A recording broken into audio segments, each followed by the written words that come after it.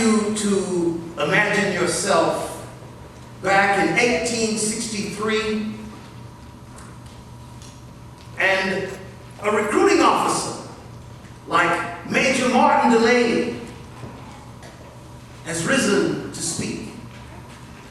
Noble sons of Africa, if it is freedom that you seek, then come on, boys, let's take a stand in old glory. Then the cause ye are free, we'll write it into this slavery story.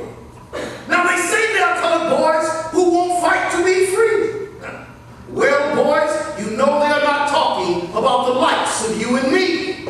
As the sons of African nobility, we'll proudly stand and fight for our own liberty. So come on, boys, and march on down with me, and get your issue of a blue uniform and a gun. And when this fight is done, let it be written that it was our own freedom we won. Now as for those colored boys they say won't fight, we'll just have to carry them with us from the darkness to the light. We'll carry liberty's torch across this Confederate South, and we'll smack old Massa in his rebel mouth. And the big house will be the first to shout, "Tom, you Negroes are free!" And all will know they were freed by the African soldiers of liberty. So come on, boys, and march on down with me. Then, as free men, we'll take a stand in old glory, and in the cause ye are free, we'll write it into this slavery story. One of the best kept secrets in American history is the story of how men and women of African descent helped save the Union and free themselves. On April 2nd, 1865, after a very long siege, Grant was able to force Lee's army out of Petersburg. When Lee's army withdrew from Petersburg, Grant sent a brigade of United States colored troops, which was followed by a number of other regiments, brigades, in pursuit of Lee. Meanwhile, General Grant assigned the 25th Army Corps to capture Richmond, Virginia.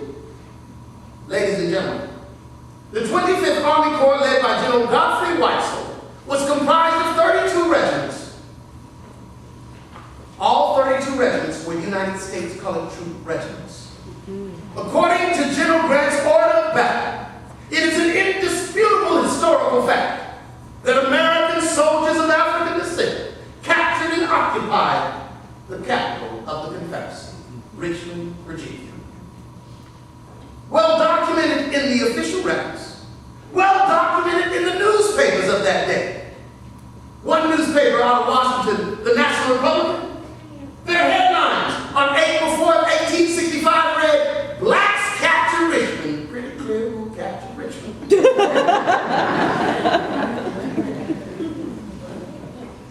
One of the soldiers that wrote about his experience in the capture of Richmond was a native of Virginia, born right outside of Richmond, Virginia. His name, Garland White.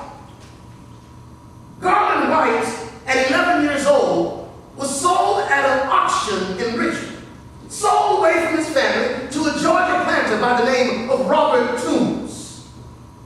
When Robert Toombs was elected to the Senate, he came to Washington with a young manservant by the name of Garland White. Young Garland decided he didn't want to be any manservant. He escaped via the Underground Railroad to Canada, returned to the United States to attend Oberlin College in Ohio. After Oberlin, he became a pastor in the African Methodist Episcopal Church. He was pastoring a church in Lafayette, Indiana in December of 1863 when the governor of Indiana, Oliver Morton, began organizing the 28th United States colored troops. Reverend White became a recruiting agent for the regiment, and in March of 1864, he enlisted himself as a private. While a private in the regiment, he also performed the duties of the regimental chaplain.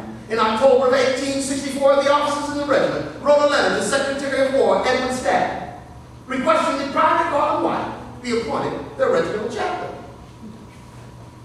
In early November, they got a reply from Secretary Stanton ordering Private Garland White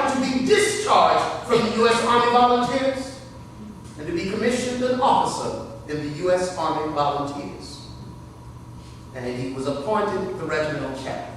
On the morning of April 3rd, 1865, Chaplain White, Major Garland White, led his regiment into Richmond. As he's marching down Main Street that early morning, in the lead of his column, to the song Battle Cry of Freedom, an elderly woman smiled. She went to a Union soldier and asked, "Who is that young man leading those soldiers? He looks like my young Garland." That was Garland White's mother. His homecoming, his reunion, after almost 18 years of separation, was on the day he led the liberating force into Richmond as an officer in the United States Army. We get his story from his own pen, initially published in the Christian